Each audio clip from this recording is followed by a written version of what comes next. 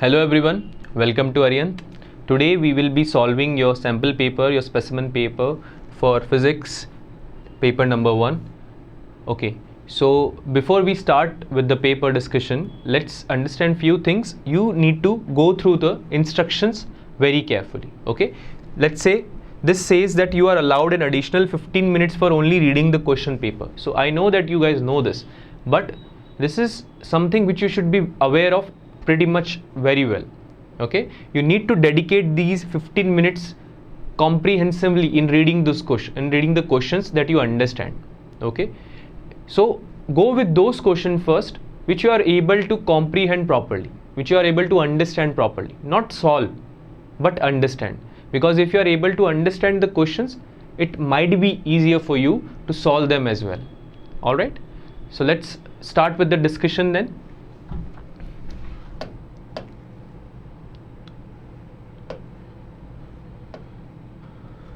All right, so let's start with the section A बच्चों. Okay, पहला question आपको बोल रहा है, the first question says that 2 point charges 50 nanocoulombs and minus 50 nanocoulombs. Okay, यानी कि दो अलग अलग आपके पास polarities हैं, but charges का जो आपका magnitude है वो same है 50. Okay, NC separated at a distance of 1 mm are kept well inside a large sphere of radius. This should be radius, not radium. So typing mistake. 1 meter. Electric flux emanating from the sphere is what? Okay, it's a very easy problem. You just need to know that electric flux is nothing but charge present inside the conductor divided by epsilon naught, permittivity of free space. So the net charge which is present in the sphere of yours will be nothing but 50 minus 50. So net charge will be 0.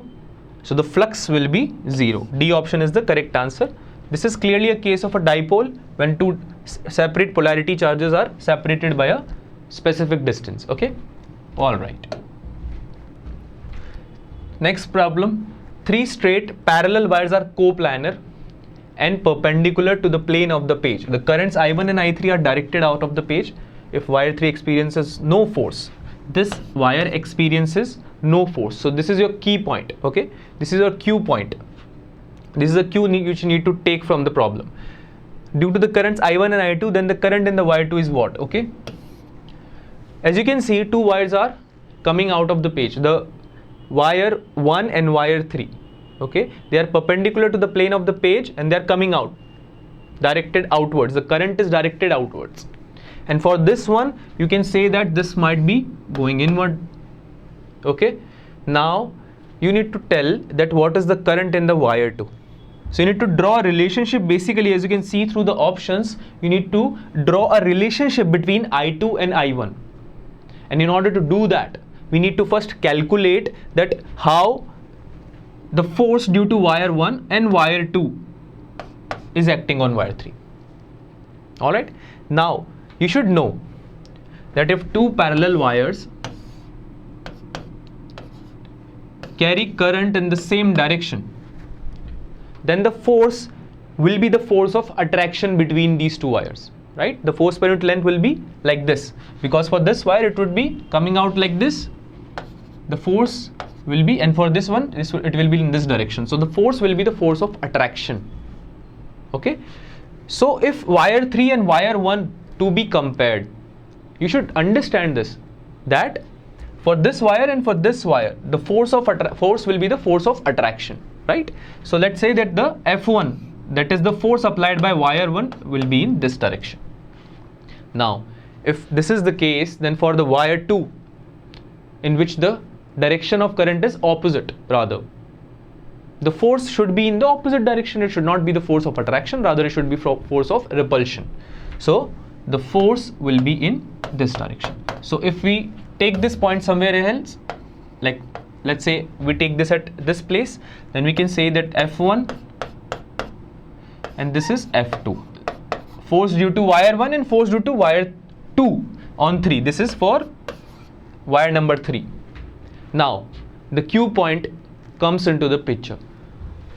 If wire 3 experiences no force, जो wire number 3 है आपका, उस पर कोई force नहीं लग रहा है, तो आप बोल सकते हैं safely that F1 needs to be equals to F2 बच्चों. यानी कि वायर 3 पे जो F1 लग रहा है ऊपर वो F2 के बराबर होगा, तभी नेट फोर्स कितना हो जाएगा, 0 हो जाएगा. So we need to calculate that. Okay, okay, let's solve it over here. So force per unit length, if there is a wire which is carrying some sort of current, then the force, magnetic force per unit length, you need to know how to calculate that. That is nothing but mu naught upon 2 pi I1 I2 upon D. Now D is the separation between those two, right? So I hope this formula you know already, because we are going to use this one only. This is nothing but the force per unit length, force, magnetic force per unit length.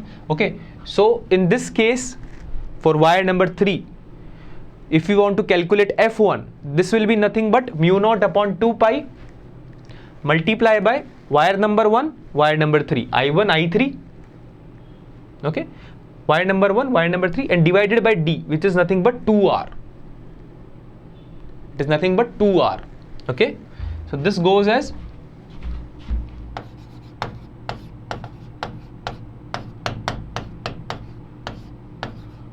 the distance between these two wires is 2R. Okay, this needs to be equals to the force because of wire number 2, which is nothing but mu naught upon 2 pi I2 I3 divided by R.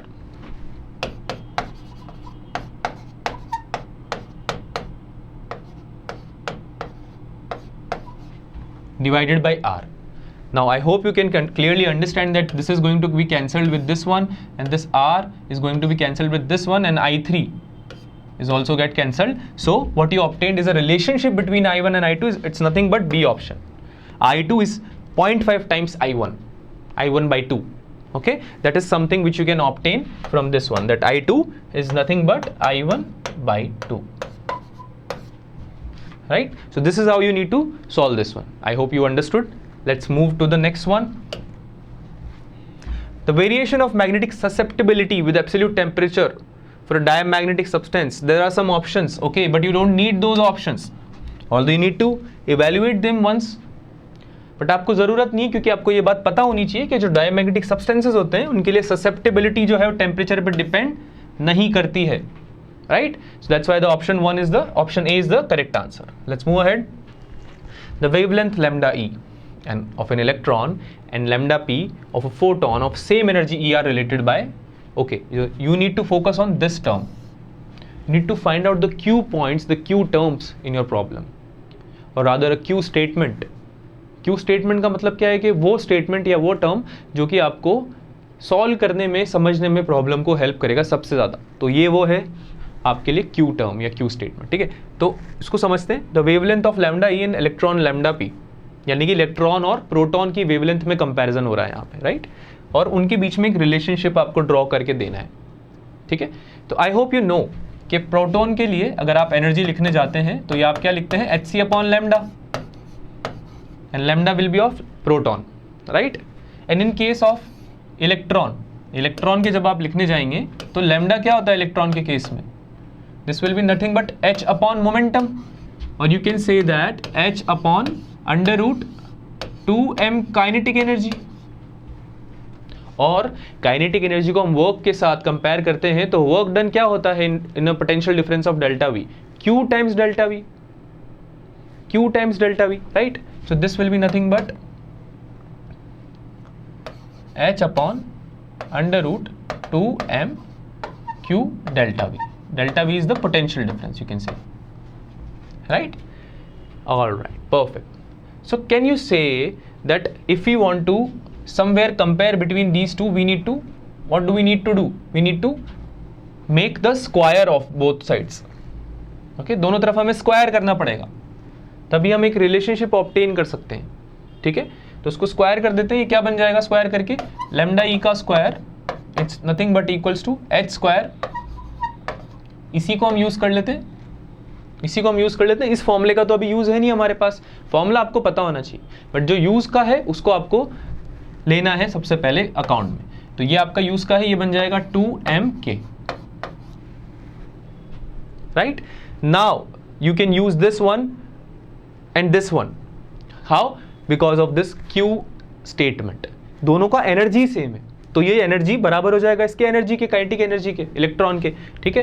तो आप बोल सकते हो कि ये kinetic energy यहाँ से क्या आ सकता है, this will be kinetic energy will be equals to h² upon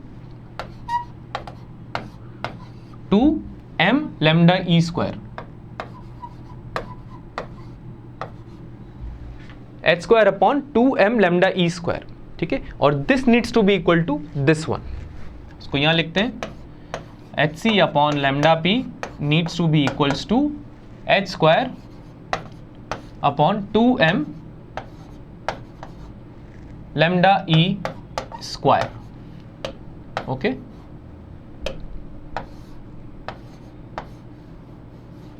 All right. Now from this equation, I think you can easily deduce कि since आपका Planck's constant, speed of light and even mass, they all quantities are constant sort of not changing, तो आपका जो comparison है वो clearly draw कर सकते हो आप कि lambda p जो है directly proportional किसके है, lambda e square के, lambda p is directly proportional to lambda e square, C option is the correct one, okay। चलिए भाई आगे चलते हैं, okay, बहुत ही easy सवाल। अगर आपने थोड़ा भी सेमीकंडक्टर्स को पढ़ा है, थोड़ा आपको बेसिक आइडिया है, तो भी आप इस क्वेश्चन को कर सकते हो। क्वेश्चन बोल रहा है which of the following figures is the P N diode forward bias. Forward bias हमको पता क्या होता है, अगर आपका जो हायर पोटेंशियल है वो कनेक्टेड हो आपका किससे, पॉजिटिव टर्मिनल से या पी टाइप से, not positive terminal exactly, P type से, ठीक है। आपका हायर पोटेंशियल अगर कनेक्टेड हो पी टाइप से और एन टाइप कनेक्टेड हो आपका लोअर पोटेंशियल से, तो आपका फॉरवर्ड बायस में करंट फ्लो करता है, ठीक है। ये आपको पता होना चाहिए। तो एक बार सारे जो डायग्राम्स हैं उनमें हम चेक कर लेते हैं ये चीज़ को। यहाँ पे ये हायर पोटेंशियल है, ये कनेक्टेड है आपका पी टाइप से, ये पी टाइप होता है, एक पी एन जंक्शन में ये आपका पी टाइप होता है और ये वाला आपका एन टाइप होता है, ठीक है। ये रिप्रेजेंटेशन होती है, राइट। आई होप ये आपको पता होगा। और लोअर पोटेंशियल कनेक्टेड है यहाँ पे एन टाइप से, तो ये फॉरवर्ड बायस में है, ठीक है। अगला वाला देखते हैं, यहाँ पे 10 वोल्ट से कनेक्टेड है आपका पी टाइप और एन टाइप से कनेक्टेड है, अर्थिंग हो रखी तो 0 वोल्ट मान सकते हैं आप यहाँ पे, तो ये आपका लोअर पोटेंशियल कनेक्टेड है, तो ये भी आपका फॉरवर्ड बायस में हो गया। हायर पोटेंशियल से पी टाइप और लोअर पोटेंशियल से एन टाइप, ठीक है, ये है कॉन्सेप्ट। अगला वाला देखते हैं, आर लोअर पोटेंशियल यहाँ पे -5 वोल्ट होगा, because you are comparing it with the -12 volt, तो लोअर पोटेंशियल क्या हो जाएगा, -5 वोल्ट, और ये कनेक्टेड है पी टाइप से, तो ये भी टिक हो गया। लोअर पोटेंशियल कनेक्टेड है एन टाइप से, तो ये भी टिक हो गया, तो ये भी आपका क्या हो गया, फॉरवर्ड बायस। तो this is also the correct option, PQR।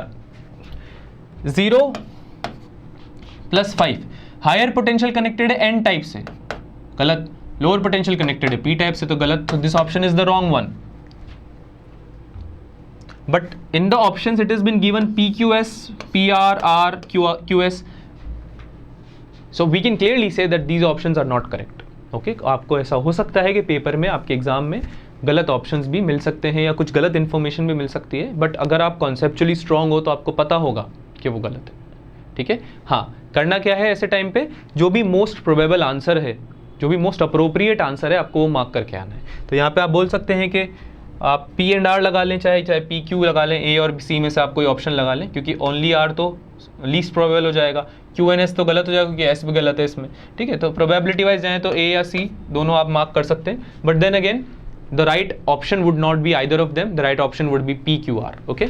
चलिए next question, when a beam of white light is incident on a prism, the prism only disperses the incident light, only deviates the incident light, ठीक है। पता है सबको, आप लोगों को, ये आपने 10th में भी पढ़ा है, छोटी क्लासेस में भी पढ़ा है कि अगर कोई व्हाइट लाइट आती है, ठीक है, प्रिज्म पे इंसिडेंट होती है, तो वो क्या हो जाती है बच्चों, रिफ्रैक्ट हो जाती है, डिस्पर्जन हो जाता है उसका, it dispersed into constituent colours, ठीक है, राइट। और डेविएट भी होती है, अपनी ओरिजिनल जो डायरेक्शन है उससे डेविएट भी होती है, राइट, डेविएशन भी होता है। So C option is the correct answer. आगे चलते हैं नेक्स्ट क्वेश्चन की तरफ। Given below are the 2 statements marked assertion and reason, read the 2 statements and choose the correct option, ठीक है। आपको assertion reason वाला क्वेश्चन दिया हुआ है।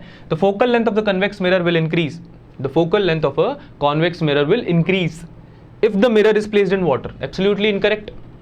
You should know this, that for a mirror it is not dependent on the medium, right, medium की property नहीं है आपकी फोकल लेंथ, तो मिरर के लिए ये असर्शन क्या हो जाएगा, गलत। हाँ, लेंस के लिए it is true, because I hope you know, remember the lens maker formula. तो आप जब उसमें लेंस के लिए आप जब लिखते हो फोकल लेंथ, तो क्या लिखते हो, medium with respect to any other medium, let's say medium one respect to the lens, और आप लिख सकते हैं lens refractive index of lens with respect to medium -1, and then you need to multiply it with the 1/r1 minus 1/r2।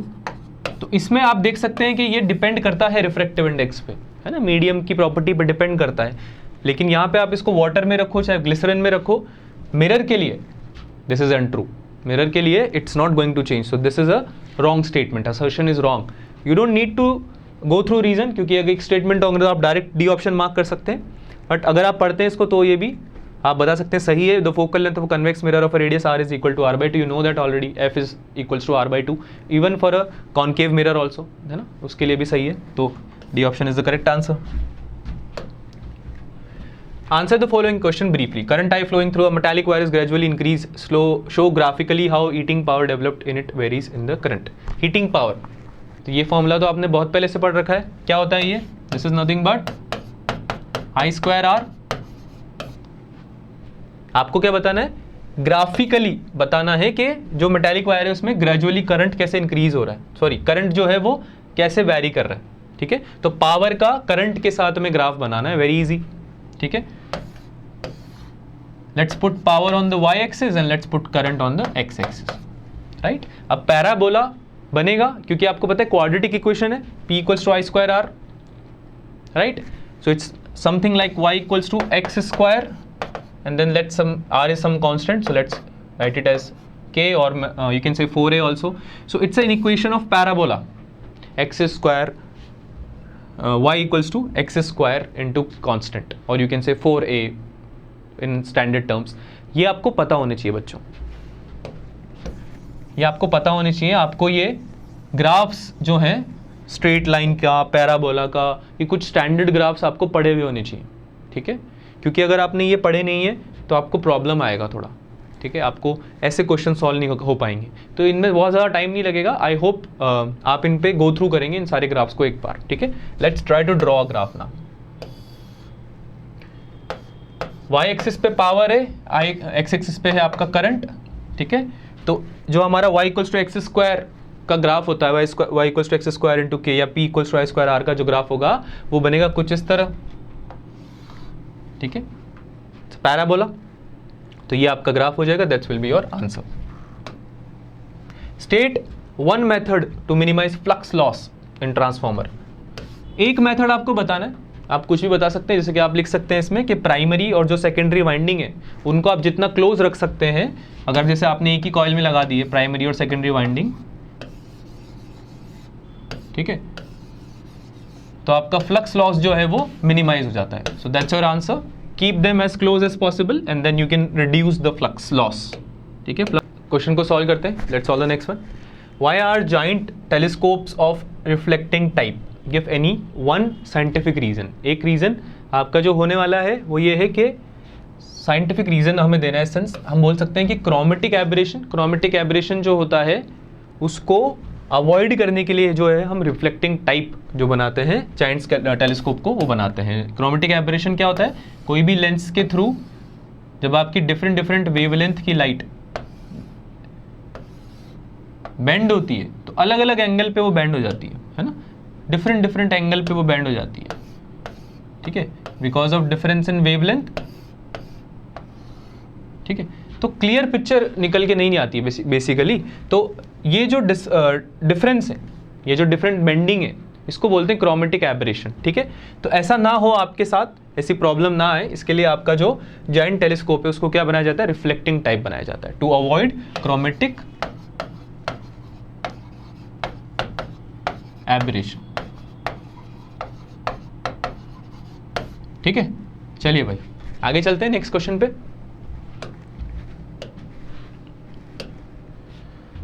Okay, give any one example where a ray of light traveling from one optical medium to another travels undeviated. Okay, ये तो आप बोल सकते हैं कि अगर आप किसी सरफेस पे नॉर्मल इंसिडेंस करवा दें, ये है आपका मीडियम नंबर 1, ये है आपका मीडियम नंबर 2, अगर नॉर्मल इंसिडेंस करा देंगे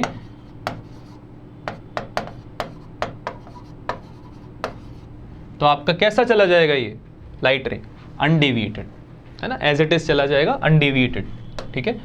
alright, next question, two charge particles having same charge but different masses, ठीक है, चार्ज तो सेम है Q1 is equals to Q2 but masses जो है वो डिफरेंट है, M1 और M2, M1 और M2, ठीक है, अलग अलग मासेस हैं, are passed through a potential difference V when V is varied, de Broglie wavelength of the particle varies as shown. Okay, जो डी ब्रॉगली वेवलेंथ है उसका रिलेशनशिप दिया हुआ है आपको 1/√V के साथ में, ठीक है। V क्या है, potential difference. Which graph, question पढ़ते हैं, which graph is for heavier particles and Y. A और बी आपके जो दो पार्टिकल्स दिए हुए हैं उनमें से ए ज्यादा हैवियर है या बी ज्यादा हैवियर है, आपको ये बताना है। ओके, तो काफी इजी प्रॉब्लम है अगर आपको याद हो फॉर्मूला, जो कि आपने अभी थोड़ी देर पहले डिस्कस किया भी था, राइट। हमने अभी डिस्कस किया था that lambda is equal to nothing but H/P, है ना, H अपॉन मोमेंटम। तो इससे हमने फॉर्मूला निकाला भी था कि लैम्डा जो होता है वो क्या होता है, H/√2mk और 2mqv।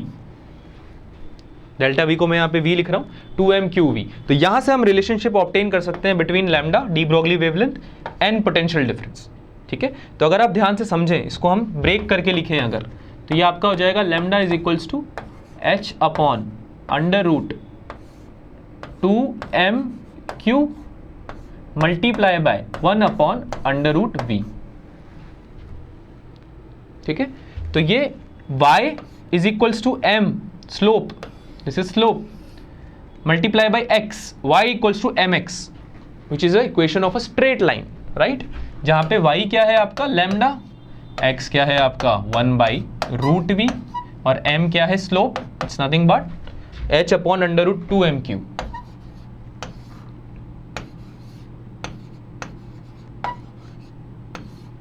That's your slope. This is your slope. Okay.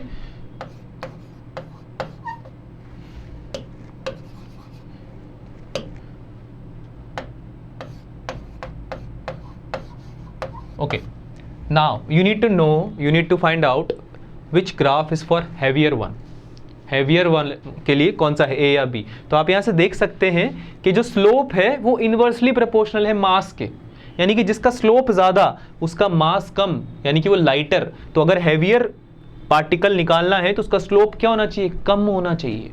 तो स्लोप कम किसका है, ए वाले का।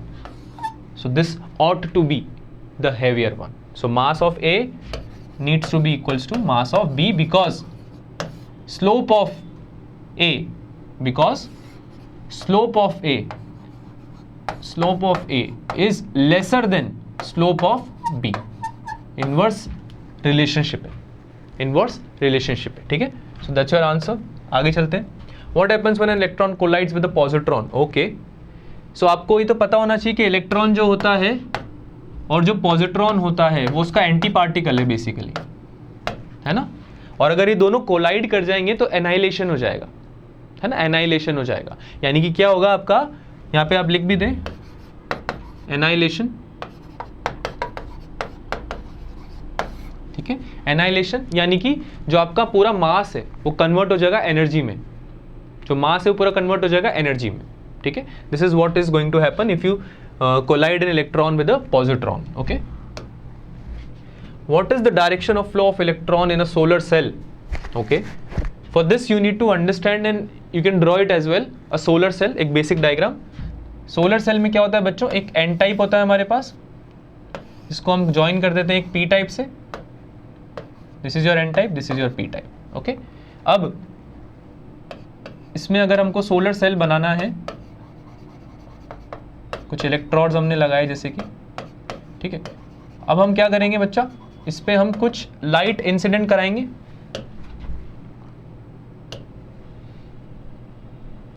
Let's take another colour, blue ले लेते हैं। लाइट आपकी इंसिडेंट होगी, ठीक है। तो आपको ये पता होना चाहिए कि इन दोनों के बीच में, सिंस ये एक पीएन जंक्शन है, एक इलेक्ट्रिक फील्ड एग्जिस्ट करेगी पहले से, बिटवीन एन एंड पी कुछ इस तरह से इलेक्ट्रिक फील्ड एग्जिस्ट करेगी। Okay, and after incidenting this light, यहाँ पे इलेक्ट्रॉन और होल्स के पेयर बनने लगेंगे, इलेक्ट्रॉन और होल्स के पेयर बनने लगेंगे। तो आपको पता होना चाहिए कि n की तरफ तो सारे इलेक्ट्रॉन चले जाएंगे और p की तरफ सारे होल्स चले जाएंगे, ठीक है। Now that if you can connect it with a battery, अगर आप इसको कनेक्ट कर दें लेट्स से पॉजिटिव पोटेंशियल से, इसको आप कनेक्ट कर दें लेट्स से नेगेटिव पोटेंशियल से, और इसके बीच में आप क्या करें, एक लोड अप्लाई कर दें, इसके बीच में आप क्या करें, एक लोड अप्लाई कर दें, तो यहाँ से सर्किट कंप्लीट हो जाएगा। That's why a current could be drawn out, है ना, करंट फ्लो होने लगेगा यहाँ से, ये पॉजिटिव है आपका, ये नेगेटिव है, तो ऐसे कुछ करंट चलने लगेगा और यहाँ से साइकिल कंप्लीट करते हुए आप बोल सकते हैं कि ये एन टाइप से पी टाइप जा रहा है, एन टाइप से पी टाइप आपका करंट का डायरेक्शन होगा, जो आपसे पूछा भी जा रहा था। तो आप फ्लो ऑफ इलेक्ट्रॉन्स बता सकते हैं, ठीक है, आप फ्लो ऑफ इलेक्ट्रॉन्स बता सकते हैं accordingly. Okay, so let's continue with the second section which is section number B. It contains 14 marks. So in this section you need to sort of comprehensively answer all the problems. That means you might need to do some calculations properly, and you might need to write down the theory as well. Okay, चालू करते हैं। Find the capacitance of the following combinations between terminals A and B. A और B के बीच में कुछ आपको connections दे रखे हैं, कुछ कॉम्बिनेशंस दे रखे हैं, आपको वो स्टडी करने, ठीक है। Area of each plate is A and separation जो है दोनों बीच वो है D, ठीक है, यानी A और D सारे through out all the plates constant है, ठीक है। चलिए भाई, अब पहला अगर हम इसको स्टडी करना चाहते हैं तो लेट्स से यहाँ पे एक पॉजिटिव आप बोल सकते हैं, यहाँ पे नेगेटिव कनेक्टेड होगा ये लेट्स से, ठीक है। तो अब ये पोलैरिटी जो है वो कैसे डिस्ट्रीब्यूट होती है आपकी प्लेट्स पे, आपको ये पता होना चाहिए। तो जैसे कि यहाँ पे लेट्स से हमने बोल दिया कि यहाँ पे आ गया आपका पॉजिटिव, ठीक है, यहाँ पे भी पॉजिटिव आ जाएगा बच्चों, नीचे की तरफ भी प्लेट पे। सिमिलर तरीके से यहाँ पे इसको हम दूसरे कलर से दिखा देते हैं ताकि आपको समझ में आए। यहाँ पे अगर नेगेटिव है तो इसकी वजह से यहाँ क्या आ जाएगा, negative,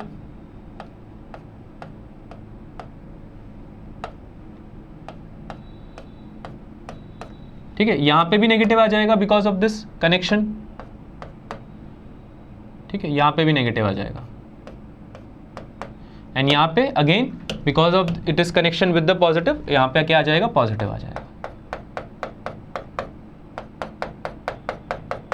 Now you should know this. Then in order for this to act as a capacitor, polarity opposite होनी चाहिए, तभी इलेक्ट्रिक फील्ड एग्जिस्ट करेगी दोनों प्लेट्स के बीच में। तो यहाँ पे तो पोलैरिटी अपोजिट है, तो इसके अक्रॉस तो एक कैपेसिटर आपको मिल जाएगा, लेट्स से C1। यहाँ पे दोनों सेम है तो यहाँ पे कोई कैपेसिटर नहीं बनेगा, और यहाँ पे अगेन आपको एक पैरेलल प्लेट कैपेसिटर मिल जाएगा C2। और ये दोनों किस में है, पैरेलल में कनेक्टेड है, दोनों किस में है, पैरेलल में कनेक्टेड है। तो अगर आप इसको विजुअलाइज करें कुछ इस तरह का बनेगा ये, और दो कैपेसिटर मिल जाएंगे आपको C1 और C2, या फिर दोनों C कैपेसिटेंस के, सिंस C1 और C2 यहाँ पे बराबर होगा, Y, because of the same small d and area, ठीक है।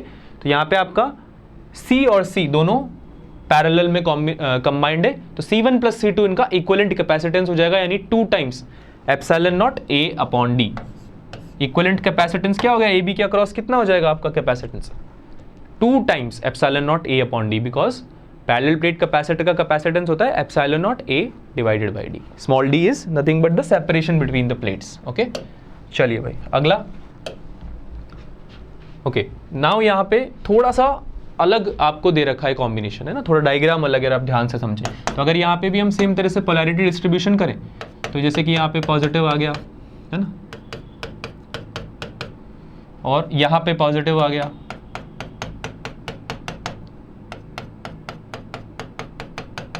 और इसकी वजह से यहाँ पे नेगेटिव आ गया, जिसको हम लेट्स से दूसरे कलर से मार्क कर देते हैं।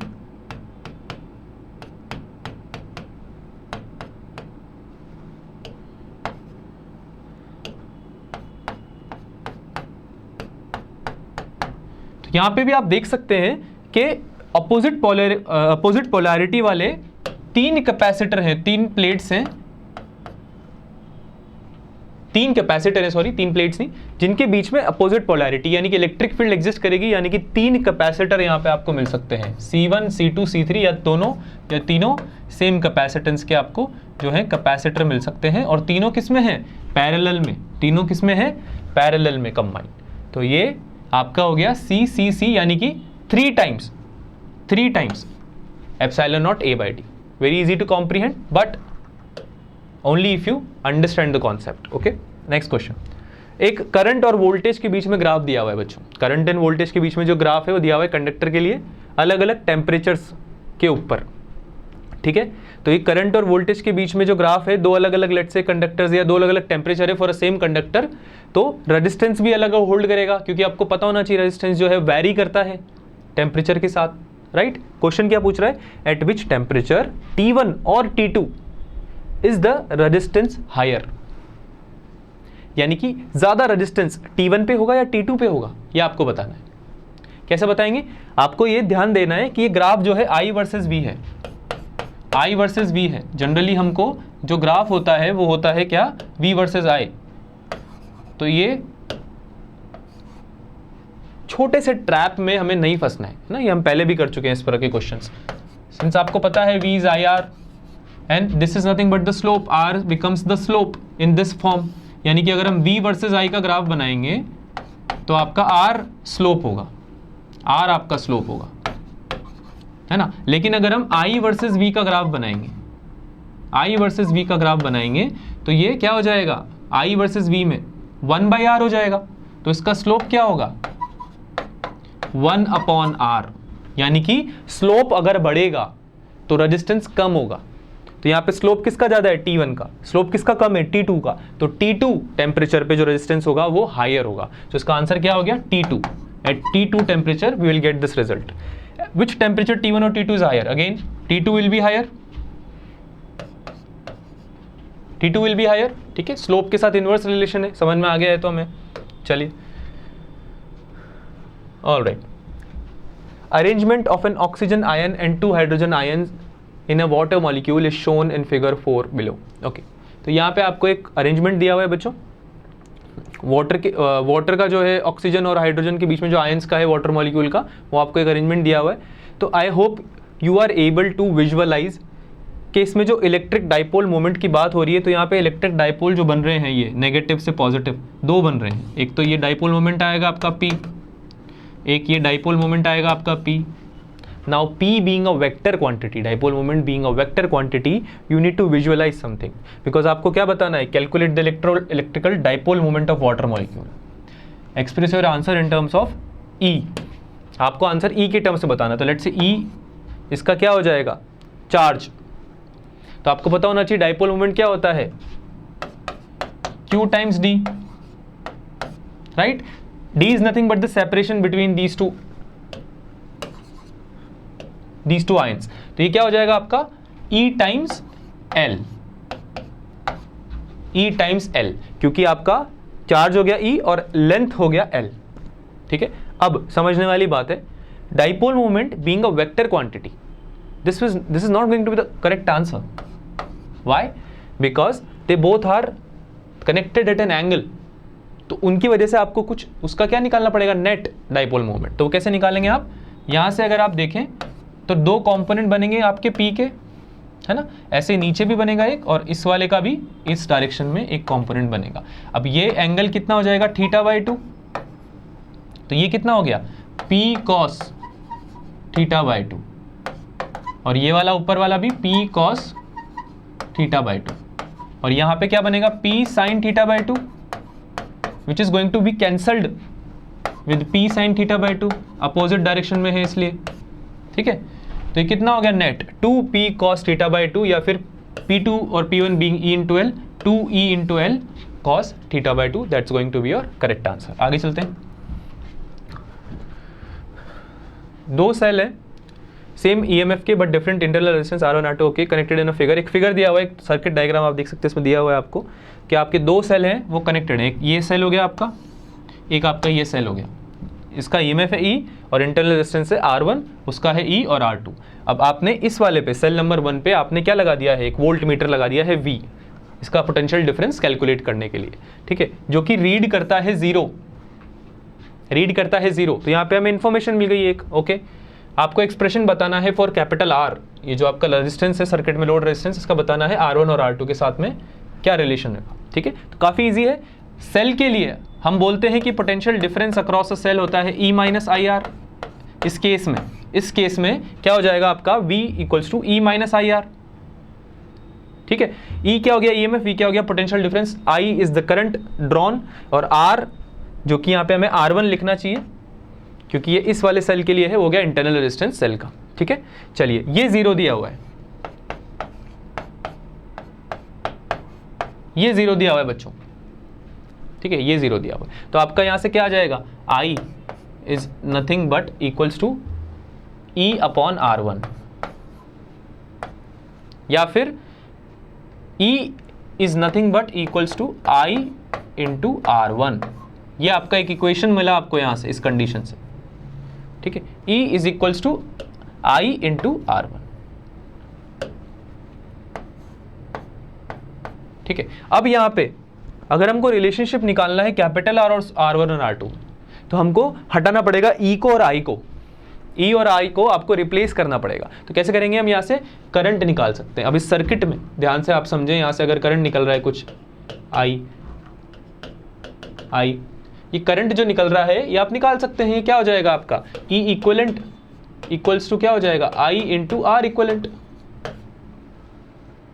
तो I क्या हो जाएगा बच्चों, I हो जाएगा E by R, E equivalent by R equivalent. E तो दोनों आपके सीरीज में है, तो ये हो गया 2E divided by total resistance कितना हो गया, capital R plus small R1 R2 plus small R1, तो ये क्या हो जाएगा R plus R1 plus R2, ये हो जाएगा आपका करंट। अब इस करंट को आप रिप्लेस करेंगे जब यहाँ पे, इस करंट को जब आप रिप्लेस करेंगे यहाँ पे, तो कुछ ऐसा बन के आएगा I multiply by R1 equals to capital E। तो अब यहाँ दोनों तरफ आप देख सकते हैं कैपिटल E भी कैंसिल आउट हो जाएगा, है ना, और आपको एक रिलेशनशिप मिल जाएगा R equals to R1 minus R2। That's your answer. Okay, I hope समझ में आया होगा सबको। आगे चलते हैं on to the next problem. Okay, Ramesh ने एक एक्सपेरिमेंट किया। रमेश जो है हमारे, वो एक एक्सपेरिमेंट करना चाहते हैं to determine an unknown resistance capital R using the circuit shown in the figure. अभी सर्किट को देख के आपको थोड़ा बहुत याद होना चाहिए, अगर आपने एक्सपेरिमेंट्स किए हों या आपने इवन पढ़ा भी हो, थ्योरेटिकल भी आपका नॉलेज हो, तो भी आपको समझ में आना चाहिए कि थोड़ा बहुत एक मीटर ब्रिज की तरह ये एक सेटअप दिख रहा है। ठीक है, अननोन रेजिस्टेंस है, एक नोन रेजिस्टेंस है, और एक लेंथ में एक वायर है आपके पास, जिसको कि ये बोल रहे हैं PQ is 100 centimetre, potentiometer wire. अब ये पोटेंशियोमीटर वायर से कंफ्यूज नहीं होना है, पोटेंशियोमीटर वायर जो है वो सेम वायर आपका मीटर ब्रिज में भी यूज हो सकता है। ठीक है, तो इससे कंफ्यूज नहीं होना है, it's not a potentiometer, you should know this. That's why आपको बोला जाता है एक बार सारे जो इंस्ट्रूमेंट्स हैं, डिवाइसेस हैं, उनको आप एक बार पढ़ लें, एक बार रीड लगा लें। रीडिंग करने से क्या होगा, आपको एटलीस्ट आइडिया होगा कि कैसे दिखते हैं या क्या उनका फंक्शनिंग होता है। ठीक है, तो यहाँ पे आपको दिख रहा है अगर ये कि ये मीटर ब्रिज है, ठीक है, तो आप इस क्वेश्चन में प्रोसीड कर सकते हैं आगे। क्या पूछ रहा है आपसे सवाल, identify the principle involved in calculating R. Wheatstone bridge, metre bridge किस पे वर्क करता है, मीटर ब्रिज किस पे वर्क करता है, व्हीटस्टोन ब्रिज प्रिंसिपल। ठीक है, ओके। नेक्स्ट क्वेश्चन बोल रहा है write down a relationship required to calculate resistance R in terms of, okay, आपको R और X के बीच में रिलेशनशिप निकालनी है। तो आपको पता होगा कि व्हीटस्टोन ब्रिज में क्या होता है, this arm divided by this arm equal to this arm divided by this arm. तो ये है X upon L divided by R upon ये वाला लेंथ कितना हो जाएगा 100 माइनस L। तो X upon L equals to R upon 100 minus L, Wheatstone bridge से हम निकाल सकते हैं ये X upon L equals to R upon 100 minus L, या R का रिलेशनशिप क्या आ जाएगा, R equals to X times 100 minus L upon L। ठीक है, that would be your final answer. आगे चलते हैं बच्चों। ओके, नेक्स्ट क्वेश्चन बोल रहा है कि दो मूविंग कॉइल गैल्वेनोमीटर्स हैं, G1 and G2 are identical except that they have 50 turns and 20 turns in resistance of 10 ohm and 1 ohm respectively. Perform necessary calculation to check which one has a greater voltage sensitivity. तो voltage sensitivity के लिए आप बोल सकते हैं ये होता है आपका current sensitivity divided by R, current sensitivity divided by R, और ये क्या होता है NAB divided by CR, NAB divided by CR, ये बन जाएगा फॉर्मूला। ठीक है, जिसमें कि एक A क्या है एरिया, B क्या है मैग्नेटिक फील्ड, N क्या है नंबर ऑफ टर्न्स। ठीक है, तो ये सारी चीज़ें आपको पता है क्या क्या है। यहाँ पे जो डिफरेंस दे रखा है वो नंबर ऑफ टर्न्स में दे रखा है और रेजिस्टेंस में दे रखा है, बाकी सब चीज़ें आपको कांस्टेंट है, आप मान सकते हो। तो इनकी जगह आप वैल्यू पुट कर देंगे, N की जगह 50 फर्स्ट वाले के लिए, और 10 R की जगह यानी रेजिस्टेंस की जगह, और सेम आप सेकंड के लिए रख सकते हैं डिफरेंट वैल्यूज़। एक रिलेशनशिप आपको मिलेगी और वहाँ से आप बता सकते हैं कि G2 has greater voltage sensitivity जो G2 है आपका गैल्वेनोमीटर, उसकी वोल्टेज सेंसिटिविटी क्या है बेटा, ज़्यादा है, ठीक है. So that's how you can calculate. You need to obviously remember the formula. Some problems are formula based, some problems are conceptual. That means that they might require a formula but concept is needed like primarily, ठीक है. तो आप formula पढ़ें, समझें, इस पर question practice करें, लेकिन कंप्लीटली रिलाई नहीं करें फॉर्मूलाज पे. आप ये ना सोचें कि अगर आपको फॉर्मूले आते हैं सारे, आपको याद हैं, तो आपका पेपर पूरा सॉल्व हो जाएगा, अच्छा जाएगा. नहीं, ऐसा नहीं होगा ना. हम लोगों को फॉर्मूले के साथ कॉन्सेप्ट्स को क्या करना है, मिक्स करना है, उनको साथ में लेके चलना है. आगे चलते हैं. Two similar convex lenses are made up of two different materials as shown in the figures 7 and 8. दो अलग अलग फिगर दे रखी है और आपको देख सकते हैं कि यहाँ पे आपका जो लेंसेज बने हुए हैं वो डिफरेंट मटेरियल्स के बने हुए हैं, यानी कि इनका रिफ्रैक्टिव इंडेक्स क्या है, डिफरेंट होने वाला है, ठीक है. आपको पूछा जा रहा है find the number of images formed in the following setups. तो यहाँ पे आप देख सकते हैं बेटा कि ये जो लाइट रे है, ये और ये लाइट रे जो है वो एक अलग मटेरियल से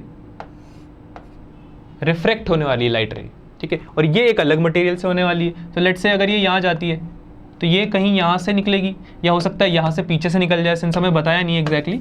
बट ये बीइंग डिफरेंट मटेरियल्स सेम जगह तो नहीं जाने वाली, सेम जगह तो नहीं जाने वाली, क्योंकि रिफ्रैक्टिव इंडेक्स अलग है तो बेंडिंग भी अलग अलग होगी लाइट की.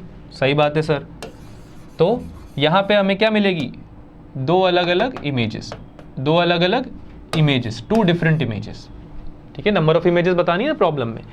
लेकिन इस प्रॉब्लम में बेटा ध्यान से देखेंगे, अगर एक हाफ आपका अलग मीडियम से बना हुआ है और एक हाफ अलग मीडियम से बना हुआ है, तो यहाँ से जो बेंडिंग होगी और फिर फर्दर यहाँ से जो बेंडिंग होगी वो सेम चीज़ नीचे भी होने वाली है. तो यहाँ पे आपको केवल एक इमेज मिलेगी. That's your final answer. That's how you can interpret this word, ठीक है. Two images and one image. Okay, आगे चलते हैं. Name the electromagnetic wave used in radars. Microwaves, crystallography, X-rays. ये है आपकी माइक्रोवेव्स, ये है आपकी एक्स-रेज, ठीक है. माइक्रोवेव्स एंड एक्स-रेज क्यों होता है, ये रीजन क्या होता है कि रेडार जो होता है आपका, उसमें ट्रांसमिशन में यूज करते हैं माइक्रोवेव्स को, है ना, डिटेक्शन के लिए. ट्रांसमिशन में जो स्मॉल पल्सेस होती हैं हम वो भेजते हैं एज माइक्रोवेव्स. और क्रिस्टलोग्राफी क्या होता है, स्टडी ऑफ क्रिस्टल्स. जब आपकी क्रिस्टल्स निकलते हैं तो डीप पेनिट्रेशन हो पाए, उसके लिए हम एक्सरे को यूज करते हैं, ठीक है. तो ये आपको कुछ चीज़ें हैं जो थ्योरेटिकल भी हैं, आपको याद होंगी तो आप जल्दी आंसर कर सकते हैं प्रॉब्लम में, है ना. Okay, question number 8. In the photo electric effect आपको मैक्सिमम काइनेटिक एनर्जी दी हुई है of emitted photo electron is a. बोला हुआ है कि मैक्सिमम काइनेटिक एनर्जी जो होगी फोटो इलेक्ट्रॉन की वो ए है, स्मॉल ए से रिप्रेजेंट कर रखा है. वर्क फंक्शन दे रखा है और मेटल का W0.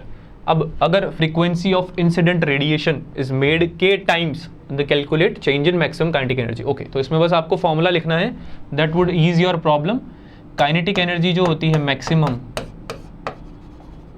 वो क्या होता है बेटा, इंसिडेंट रेडिएशन की energy h nu minus work function. यही होता है आइंस्टीन्स फोटो इलेक्ट्रिक इक्वेशन, पता होगी हमें. तो इसको दे रखा है बेटा A equals to h nu minus W0 which is work function. अब ये बोल रहा है कि A जो है वो फर्स्ट केस में है, सेकंड में बदल जाएगी. क्यों, क्योंकि आपका इंसिडेंट रेडिएशन का फ्रीक्वेंसी बदल गया है. तो यहाँ पे बेटर है हम लिखें क्या, h nu, और यहाँ पे h nu आप लिख सकते हो, उसको सेम ही है, दो सेम ही रहने वाला. लेकिन आपका जो ये है न्यू, वो सेकंड वाले के लिए क्या हो जाएगा, k टाइम्स हो जाएगा. यानी न्यू2, अगर आप यहाँ पे अलग भी लिख दें इसी में, तो ये हो जाएगा न्यू2 इक्वल्स टू k टाइम्स न्यू1, ठीक है. ये आपको रिलेशनशिप दिया हुआ है. This is not v, this is nu. It is said as pronounced as nu, that's frequency, right, ठीक है.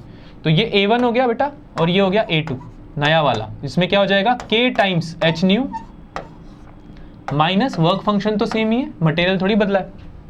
तो इसके बीच का डिफरेंस पूछा जा रहा है आपसे, A2 माइनस A1 पूछा जा रहा है. तो आई होप ये समझ पा रहे हैं आपके. ये वाला तो कैंसिल आउट हो जाएगा और k टाइम्स h nu में से h nu अगर आप माइनस करेंगे, यहाँ पे हम बेटर होगा कि हम क्या लिखें, h nu ही लिखें, ठीक है. तो k टाइम्स h nu में से अगर h nu माइनस करेंगे तो ये क्या हो जाएगा, this will B h nu common and k minus 1, that would be your difference, and that would be your final answer. That would be your final answer, K minus 1 times h nu. ठीक है, I hope सबको समझ में आया होगा. ठीक है, तो ये तो आपके थे सेक्शन ए और बी बच्चों. So for continuing this discussion, let's move to the next video. आपको नीचे एक लिंक होगा, उसको आप क्लिक करें, and please make sure you visit the next section as well. Let's discuss the section C in the next one.